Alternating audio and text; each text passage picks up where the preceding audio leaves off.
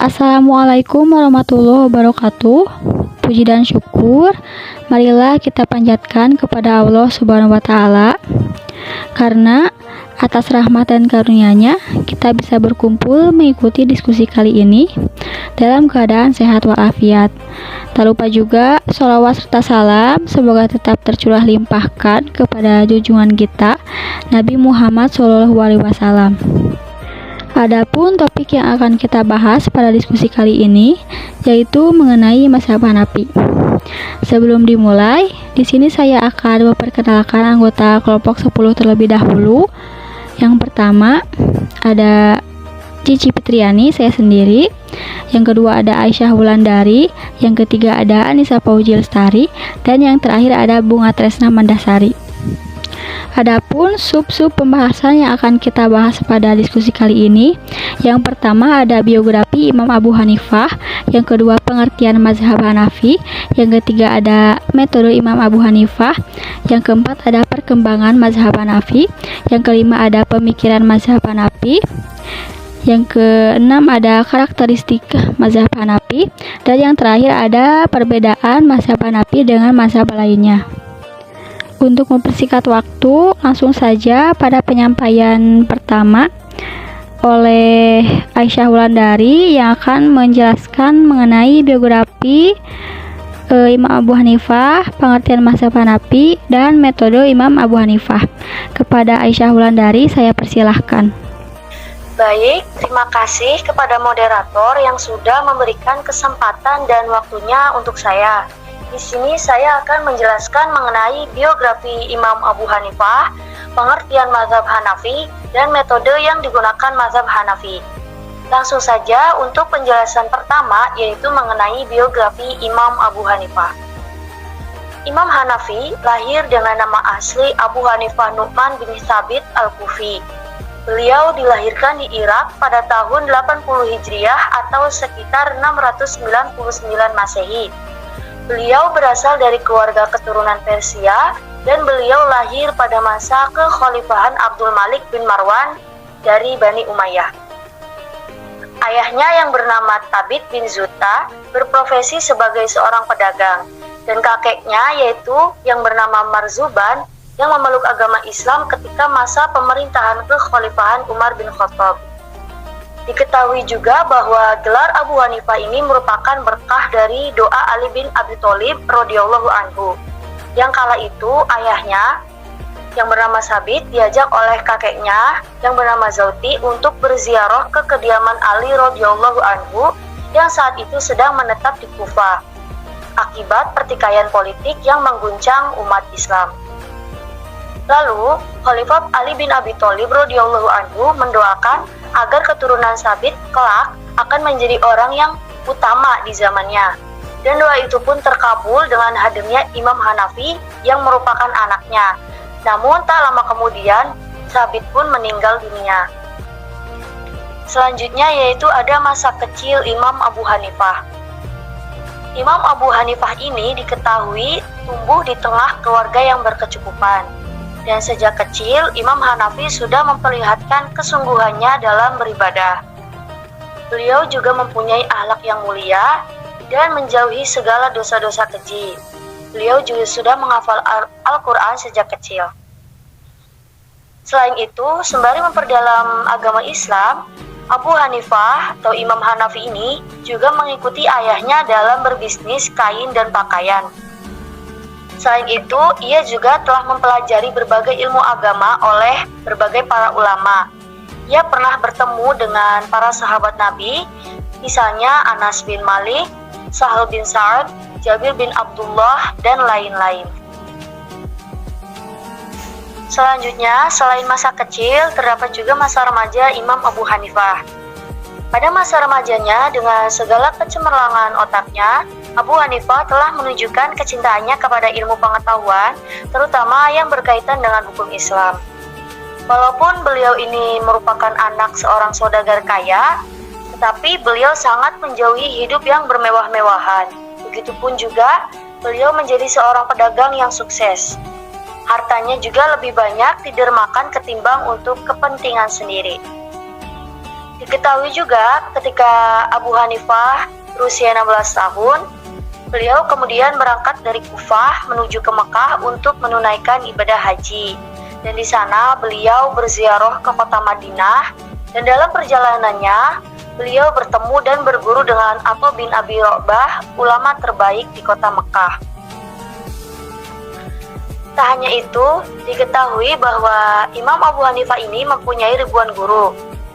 Dan selama menimba ilmu agama, diketahui jumlah guru Abu Hanifah ini sebanyak 4.000 orang guru. Dan 7 diantaranya merupakan sahabat dari Nabi Muhammad SAW. Selain itu, terdapat 93 orang dari kalangan tabi'in, serta sisanya yaitu dari kalangan tabi'at tabi'in. Selama hidupnya, beliau berkunjung ke berbagai kota untuk memperoleh ilmu agama. Beliau juga selalu ke Mekah ketika musim haji telah tiba, karena para ulama berkumpul untuk menunaikan haji dan berdakwah terhadap para kaum muslimin. Maka dari itu tak heran jika Abu Hanafi ini diketahui sudah menunaikan haji sebanyak 55 kali. Dan di samping kesungguhannya dalam menuntut ilmu fikih, beliau juga mendalami ilmu tafsir, hadis, bahasa Arab, dan ilmu hikmah yang telah mengantarkannya sebagai ahli fikih, dan keahliannya itu juga telah diakui oleh ulama-ulama di zamannya seperti Imam Muhammad bin Abi Sulaiman. Pembahasan selanjutnya yaitu ada pengertian mazhab Hanafi. Mazhab Hanafi atau yang dalam bahasa Arab yaitu Al-Hanafiyah merupakan salah satu mazhab fikih dalam Islam Sunni. Mazhab ini didirikan oleh Imam Abu Hanifah yang bernama lengkap Abu Hanifah bin Nu'man bin Tsabit Al-Taimi Al-Kufi. Mazhab ini diamalkan dan berkembang di kalangan orang Islam Sunni di kawasan Afghanistan, Irak, Persia, Mesir, Turki, anak benua India, Tiongkok, Rusia, dan sebagian Afrika Barat. Lalu selanjutnya ada metode Imam Abu Hanifah. Di sini terdapat 7 metode yang digunakan oleh Imam Hanafi dalam menetapkan hukum atau istinbatnya. Metode-metodenya yaitu yang pertama Al-Quran. Al-Quran ini merupakan sumber dari segala sumber hukum. Lalu yang kedua ada Sunnah Rasul yang merupakan penjelas terhadap hal-hal yang global yang ada di dalam Al-Quran. Lalu yang ketiga ada Fatwa Sahabat atau Aqwal As-Sahabah, yang tujuannya menurut Imam Hanafi mereka semua ini menyaksikan turunnya ayat dan mengetahui asbab nuzulnya serta asbabul khurujnya hadis dan para perawinya. Lalu yang keempat ada qiyas atau analogi yang dimana digunakan apabila tidak ada nas yang sahih dalam Al-Quran, hadis maupun aqwal as-sahabah. Lalu yang kelima ada istihsan, yaitu keluar atau menyimpang dari keharusan logika menuju hukum lain yang menyalahinya dikarenakan tidak tepatnya qiyas ataupun qiyas tersebut berlawanan dengan nas. Lalu yang keenam ada ijma', yaitu kesepakatan para mujtahid dalam suatu kasus hukum dan pada suatu masa tertentu. Lalu yang ketujuh yang merupakan metode yang terakhir yaitu urf, yaitu adat kebiasaan seorang muslim dalam suatu masalah tertentu yang tidak ada nasnya di dalam Al-Quran, Sunnah, dan belum ada prakteknya pada masa sahabat. Mungkin hanya itu yang saya sampaikan. Saya kembalikan ke moderator. Baik, terima kasih kepada Aisyah. Selanjutnya penyampaian kedua mengenai perkembangan mazhab Hanafi yang akan disampaikan oleh Anissa Pauji Lestari. Kepada Anissa Pauji Lestari saya persilahkan. Baik, terima kasih kepada moderator. Di sini saya akan menjelaskan mengenai perkembangan mazhab Hanafi. Sepanjang riwayat bahwa para sahabat Imam Hanafi yang membukukan mazhab beliau ada 40 orang. Di antara mereka adalah Imam Abu Yusuf dan Imam Ja'far. Dan permulaan yang menulis kitab-kitabnya ialah Asad bin Ammar. Kemudian, dikala Harun ar-Rasyid menjabat selaku kepala negara bagi dunia Islam, beliau menyerahkan urusan kehakiman kepemerintahan kepada Imam Abu Yusuf, muridnya Imam Hanafi yang terkenal sesudah tahun 170 Hijriah. Dengan demikian, urusan kehakiman dalam kerajaan Ar-Rasyid di tangan kekuasaannya. Oleh sebab itu, beliau bertindak tidak menyerahkan urusan kehakiman ke tiap-tiap kota, melainkan kepada orang yang ditunjuk. Selanjutnya, Mazhab Imam Hanafi baru dikenal orang Mesir sesudah tahun 164 Hijriah. Karena pada waktu itu diangkat oleh kepala negara Al-Mahdi seorang qadhi yang bermazhab Hanafi mula-mula menyiarkan mazhab Hanafi di Mesir, terutama selama pemerintahan Islam yang ada di tangan kekuasaan kepala negara keturunan Abbasiyah. Makin berkembangnya mazhab ini di Mesir sampai tahun 358 Hijriah. Tatkala negeri Mesir di tangan kekuasaan para raja keturunan Fatimiyah, dibawa pula ke sana aliran mazhab mereka, yaitu mazhab Syiah Islamiyah. Tidak saja mazhab ini tersebar di sana karenanya, akan tetapi kedudukan qadhi juga dipengaruhi oleh mazhab itu. Bahkan mazhab Syiah pernah menjadi mazhab pemerintah yang resmi, yakni hukum yang dilakukan oleh pihak pemerintahan di Mesir menurut mazhab Syiah, kecuali dalam masalah yang mengenai ibadat, orang masih diberikan kemerdekaan melakukan menurut aliran mazhabnya masing-masing, melainkan mazhab Hanafi yang dilarang. Kemudian, ketika pemerintah di Mesir jatuh ke tangan Al-Ayyubi, lalu mereka menindas dan memangkas habis mazhab Syiah dan aliran yang berbau Syiah. Dalam waktu itu, kerajaan Ayyubi mendirikan banyak sekolah untuk mencetak ulama yang mengikuti mazhab Syafi'i, dan mazhab Maliki. Dari Sultan Salahuddin Al-Ayyubi mendirikan sekolah untuk memberikan pengajaran mazhab Hanafi dan dinamakan mazhab Asyuyufiyah. Semenjak itu, mazhab Hanafi mendapat kekuatan kembali untuk berkembang di tengah Mesir. Kemudian, pada tahun 641 Hijriah, oleh Sultan Sholih Najmuddin mendirikan madrasah yang dinamakan Madrasah As-Salihiyah. Dalam madrasah ini diberikan pengajaran mazhab 4 yang masyhur, Hanafi, Maliki, Syafi'i, dan Hambali, sebagai balasan untuk membasmi aliran mazhab-mazhab yang lain. Keluarga raja di Tunisia adalah pengikut mazhab Hanafi. Maka di sana urusan kehakiman ada dua qadhi, yaitu golongan Hanafi dan golongan Maliki, karena penduduknya banyak mengikuti mazhab Maliki. Mufti di sana ada dua, yaitu bermazhab Hanafi dan Maliki, tetapi yang bertanggung jawab keseluruhannya adalah mazhab Hanafi. Setelah Mesir jatuh ke tangan kekuasaan bangsa Turki, maka kedudukan kehakiman diserahkan kepada ulama yang bermazhab Hanafi. Karena mazhab Hanafi menjadi mazhab resmi bagi pihak kerajaan Utsmaniyah dan bagi segenap pembesar negara. Dengan demikian, sebagian besar Mesir dipengaruhi oleh mazhab Hanafi dengan tujuan agar mendapat kedudukan qadhi dan hakim.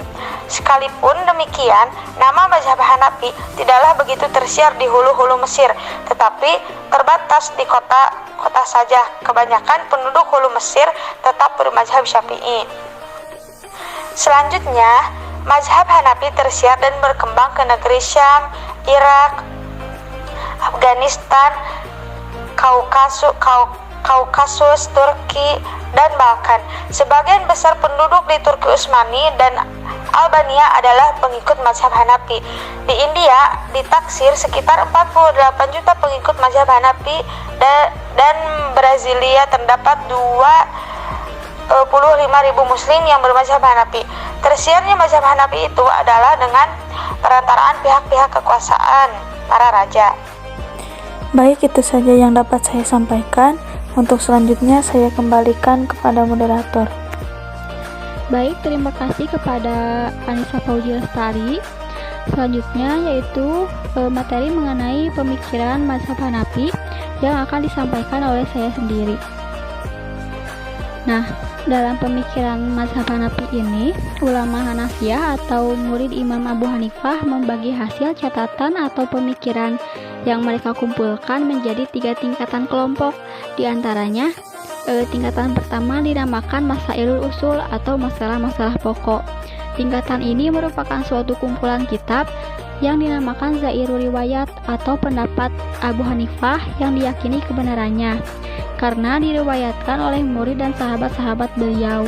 Kitab ini dihimpun oleh Imam Muhammad bin Hasan menjadi 6 kitab, yaitu yang pertama ada kitab Al-Mabsut atau terhampar. Kitab ini diriwayatkan oleh Ahmad bin Hafaz Al-Kabir, murid dari Muhammad bin Hasan. Kitab ini memuat masalah-masalah keagamaan yang dikemukakan oleh Imam Abu Hanifah, Imam Abu Yusuf, Muhammad bin Hasan, dan Ibnu Abi Laila. Lalu yang kedua ada Kitab Al-Jami'us Shogir atau himpunan kecil. Kitab ini diriwayatkan oleh Isa bin Aban dan Muhammad bin Sima'ah. Yang keduanya merupakan murid dari Muhammad bin Hasan. Kitab ini dimulai dengan bab sholat, tetapi karena sistematika kitab ini tidak teratur, maka disusun kembali oleh Al-Qadi Abdut Thohir Muhammad bin Muhammad Adalah Dabas. Lalu yang ketiga ada Kitab Al-Jami'ul Kabir atau himpunan besar. Kitab ini hampir sama dengan Al-Jami'us Shogir, hanya saja uraiannya lebih luas. Yang keempat ada Kitab As-Soiru Al-Shogir atau sejarah hidup kecil. Kitab ini berisi tentang jihad atau hukum-hukum perang. Yang kelima ada Kitab As-Soirul Kabir atau sejarah hidup besar. Nah, kitab ini berisi masalah-masalah fikih yang ditulis oleh Muhammad bin Hasan. Lalu yang terakhir ada Kitab Az-Ziyadat. Nah, keenam kitab-kitab tersebut dikumpulkan dalam Mahtasar Al-Kafi yang disusun oleh Abu Fadal Al-Muruzi. Ada pula tingkatan yang kedua dinamakan dengan Masailun Nawadir atau persoalan langka.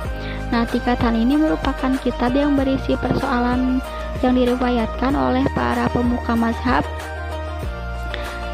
Lalu kitab ini ditulis dan diimlakan atau didiktekan oleh Muhammad. Nah, tingkatan yang ketiga dinamakan Al-Fatawa Al-Waqiat atau kejadian dan fatwa. Tingkatan ini merupakan kumpulan pendapat sahabat-sahabat dan murid-murid Imam Abu Hanifah. Kumpulan-kumpulan dalam kitab pada tingkatan ketiga ini banyak berisi tentang masalah warisan, masalah muamalat, dan juga biografi dari Imam Abu Hanifah. Nah, selanjutnya materi mengenai karakteristik mazhab Hanafi yang akan disampaikan oleh Bunga Tesna Mandasari. Kepada Bunga, saya persilahkan. Baik, terima kasih kepada moderator yang telah mempersilahkan saya untuk membahas sub selanjutnya, yaitu karakteristik mazhab Hanafi. Yang pertama itu menjaga hak-hak fakir miskin. Contohnya ketentuan wajib zakat pada pakaian yang terbuat dari emas dan perak, serta tidak diwajibkan zakat pada orang yang mempunyai hutang. Yang kedua, kemudian dalam beribadah dan dalam pekerjaan sehari-hari. Contohnya adalah hukum menghadap kiblat. Ketika di malam yang gelap atau pada saat susah ketika menentukan arah kiblat. Seseorang yang sholat dalam kondisi demikian, kemudian dia sholat sesuai keyakinannya, maka hukum sholatnya sah, sekalipun ternyata ia tidak menghadap kiblat. Yang ketiga, memelihara kehormatan dan peri kemanusiaan. Contohnya bagi anak-anak perempuan yang sudah mencapai umur untuk mencari pasangan hidup tanpa ada paksaan dari wali. Perkawinan yang dilakukan secara paksa terhadap anak perempuan hukumnya tidak sah jika ia menolak perkawinan tersebut. Yang keempat, mengakui peradaban hidup manusia. Contohnya pengakuan keislaman anak-anak yang belum akil sebagai orang Islam yang sempurna sama seperti orang dewasa. Lalu contoh lainnya adalah bagi orang yang menerima wasiat, hendaknya menjaga harta anak yatim dan menjalankan perniagaan dengan harta anak yatim tersebut sesuai prinsip amanah. Mungkin cukup sekian untuk pembahasan materi karakteristik mazhab Hanafi. Saya kembalikan lagi kepada moderator. Baik, terima kasih kepada Bunga. Selanjutnya materi terakhir yang akan disampaikan kembali oleh saya sendiri, yaitu mengenai perbedaan antara mazhab Hanafi dengan mazhab lainnya. Yang pertama, mazhab Hanafi. Imam Abu Hanifah lebih mengedepankan logika atau ro'yun, sehingga terdapat seseorang yang sering meminta rasionalitas dalam memecahkan suatu persoalan kepada beliau. Lalu yang kedua ada mazhab Syafi'i. Imam Asy-Syafi'i memiliki kekhasan di mana beliau menghafal hadis dan mendalami bahasa Arab. Tetapi dalam penetapan hukum sebuah perkara, beliau lebih memilih perkara yang lebih banyak pahalanya. Lalu yang ketiga ada mazhab Maliki. Imam Malik bin Anas lebih sering mengedepankan kepada hadis, Sehingga apabila para pembaca hendak mengambil persoalan yang sumbernya langsung dari hadis, maka kembali lagi kepada Imam Maliki. Lalu yang terakhir ada mazhab Hanabi. Imam Ahmad bin Hambal sering mengambil pertengahan. Jadi apabila Imam Malik dan Imam Syafi'i berpendapat, maka Imam Ahmad mengambil pertengahan. Baik, mungkin itu saja yang bisa saya sampaikan. Alhamdulillah untuk penyampaian materi sudah tersampaikan dengan baik. Maka dari itu saya selaku moderator pamit undur diri. Mohon maaf apabila banyak kesalahan ataupun kekurangan dari kelompok kami. Wassalamualaikum warahmatullahi wabarakatuh.